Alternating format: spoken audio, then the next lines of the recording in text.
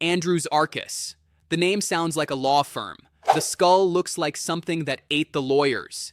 83 centimeters long, the largest land predator skull ever found. Attached to a body scientists can only guess at because we've never found the rest. Estimates put it at 3.5 meters long, weighing over 1,000 kilograms. For years, people thought it looked like a wolf-bear hybrid with hooves.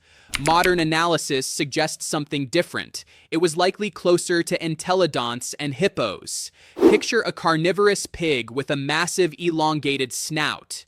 Because evolution doesn't repeat itself, it just gets weirder. It lived 45 million years ago during the Eocene. But unlike many predators, Andrewsarchus ruled during a time when mammals were only beginning to take control of Earth. Back when mammals were still experimenting with body plans. Some became whales, others became this. Jaws strong enough to crush bone, teeth designed for both meat and scavenging. Was it a predator or a scavenger? Honestly, with jaws like that, it didn't need to choose. Spinosaurus, the dinosaur that couldn't decide what it wanted to be. Part crocodile, part sailboat, all confusion. At 50 feet long and 7 tons, it was bigger than T-Rex. But instead of dominating the land, Spinosaurus said, "Actually, I prefer the water." The first semi-aquatic dinosaur ever discovered, and honestly, the fossil record is still trying to figure out what it was doing. That massive sail on its back? Still debated. Some say temperature regulation. Others think mating display. A few bold scientists suggest it was a fat storage hump like a camel's. Imagine being the apex predator of ancient Africa, and your most famous feature is basically a question mark. Spinosaurus didn't hunt like other predators. It waded into rivers, snatching giant fish with crocodile-like jaws full of conical teeth. Not built for crushing bone, but perfect for gripping slippery prey. It was the heron of dinosaurs, just supersized and infinitely scarier. But here's the tragedy. Most of what we knew came from one fossil, and it was destroyed in World War II during a bombing raid in Munich. Science's greatest oops moment. Decades later, new fossils revealed even weirder details. Dense bones for diving, short legs, paddle-like feet. This thing swam. And suddenly, Spinosaurus went from land predator to river monster, rewriting everything we thought we knew. It never fought T-Rex. They lived on different continents, millions of years apart.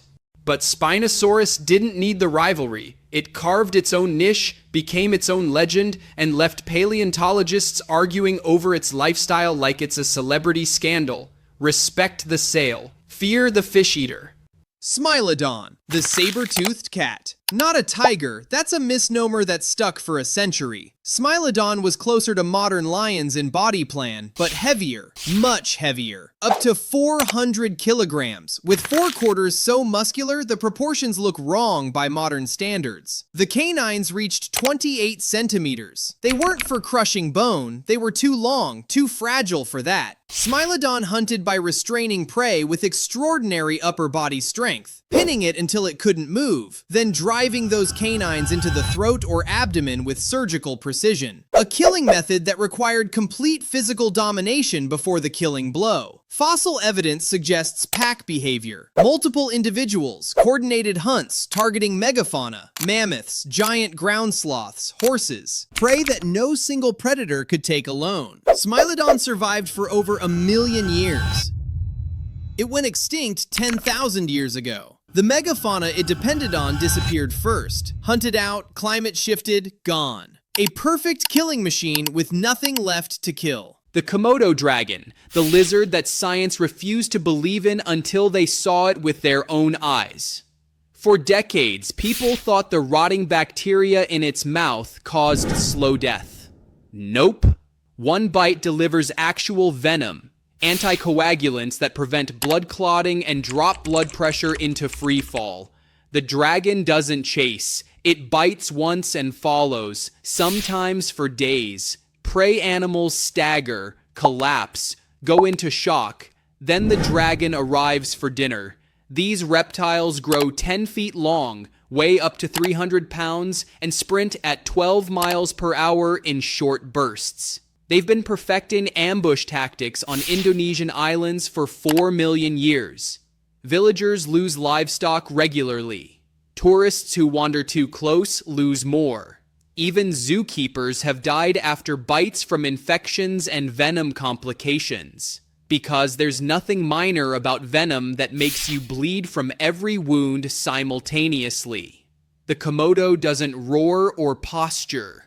It walks up calmly, samples your leg, and waits. The ultimate patience predator, and the terrifying truth?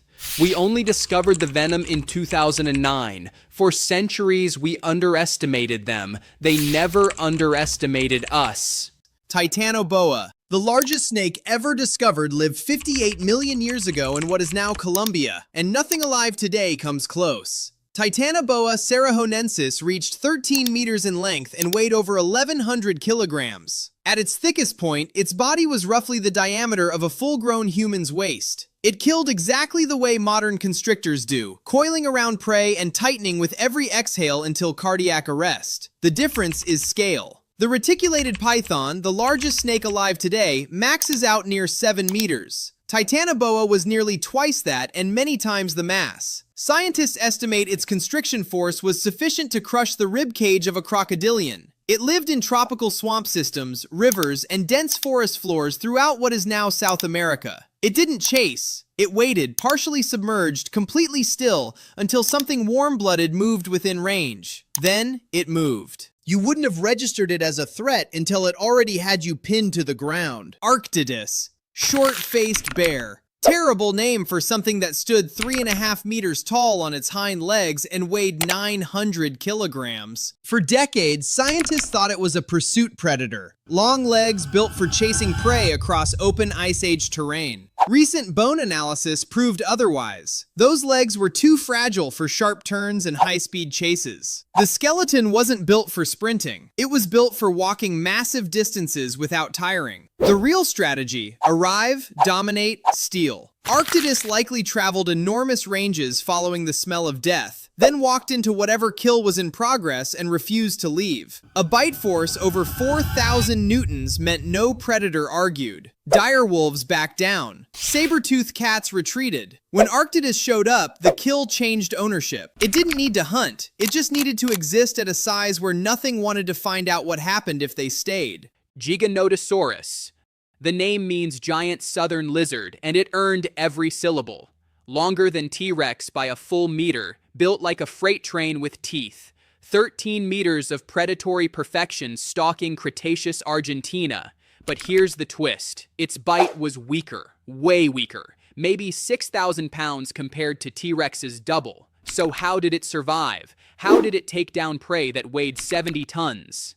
Pack tactics. Fossil evidence suggests these monsters coordinated, surrounded prey, and shredded titanosaurs piece by piece. Slice, retreat, repeat. Death by 1,000 cuts. T-Rex was a solo tank built to dominate through raw power. Giganotosaurus was a wolf pack in reptile skin, trading individual strength for collective lethality. Different strategy, same result. Everything else died. Its teeth weren't designed to crush. They were designed to carve, serrated blades that caused catastrophic bleeding. One good strike and prey was on a timer. But South America wasn't done experimenting with nightmare designs.